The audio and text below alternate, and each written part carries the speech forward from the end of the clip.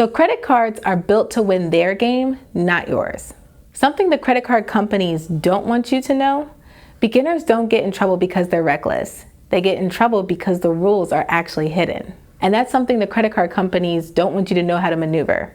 If you keep playing their game without learning the rules, you're going to lose every single time and stay wondering, why is it that I can't get ahead? I'm Brittany Calloway, and each week I drop new insights around credit, business, and finance, as my job is to turn credit into capital for you and capital into freedom. Today I'm going to show you the 5 credit card mistakes that quietly destroy your score and your budget, and the Wealthy Lab way to flip each one into an advantage. If you want banks to respect you, you have to play the game like a pro. So let me show you how to do that. I believe the person with the best system wins, not the person with the most willpower. Points, cash back, welcome bonuses, these things are amazing if you have a system. No system, those same perks become traps.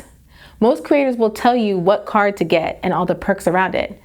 But we teach you how to operate, timing, sequencing, utilization, and lender rules. Because when you run the right playbook, then you can grow your limits, raise your score, and never pay $1 of interest. Quick story.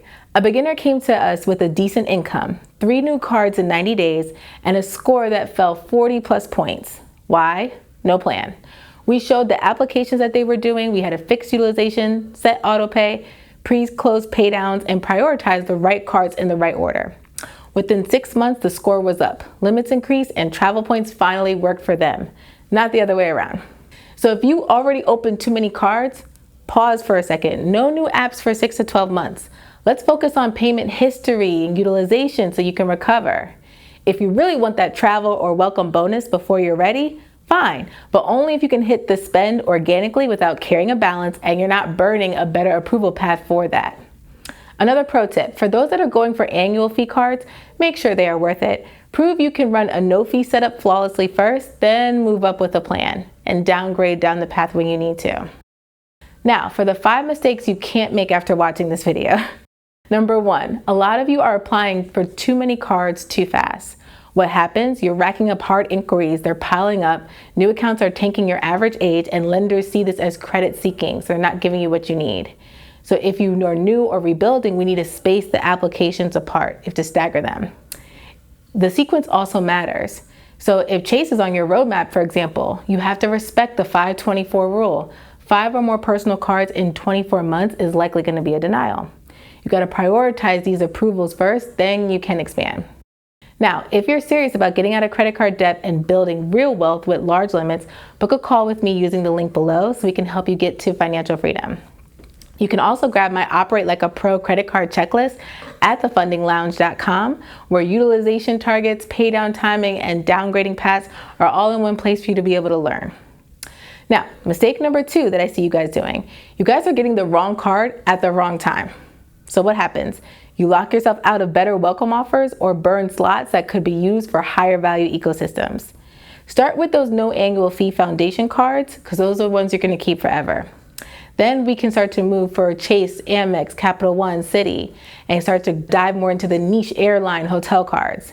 But you have to evaluate the opportunity cost. If there's a $200 or $300 welcome bonus plus long-term multipliers, that often beats a 0%, right, bonus, or 2% on everything for a beginner. So these are things we have to weigh out when applying for new cards. Before any annual fee card, confirm, is there an upgrade downgrade path? Am I going to actually use the benefits? Will it crowd out higher priority approvals? These are things we have to be strategically looking at as we're applying for new cards. Mistake number 3 I see you guys making is maxing out or letting high balances report.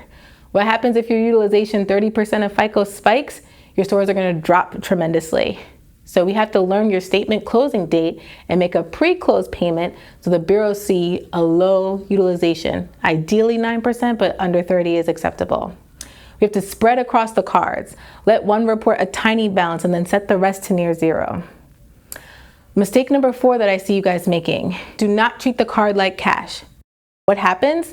Your Chase points will carry a balance, and then your APR goes from 18 to 25% versus 0. Do not swipe unless you can pay for cash today on some of these expenses. And if you are, then turn on auto pay, right, minimum, so you can schedule the pay down also before the close date. We have to build also a simple like Sunday money review, a 10-minute checklist. Just check the balances, the statement dates, and utilization targets for the week. Trust me, you will thank me later when you are seriously on top of these things. Mistake number 5, you guys are all misusing the 0% APR promos. What happens? You rationalize a purchase you wouldn't make in cash, and you make that purchase, but one late payment on that report can totally tank your score.